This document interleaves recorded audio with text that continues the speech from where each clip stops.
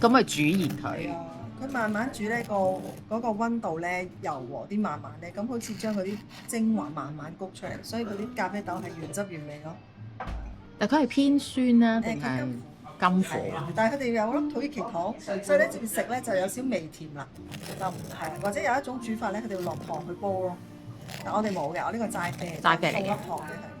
呢啲係咩沙嚟嘅？即係佢普通一啲沙都得嘅，例如你用炭灰嗰啲炭燒嘢食都得，兩種咯。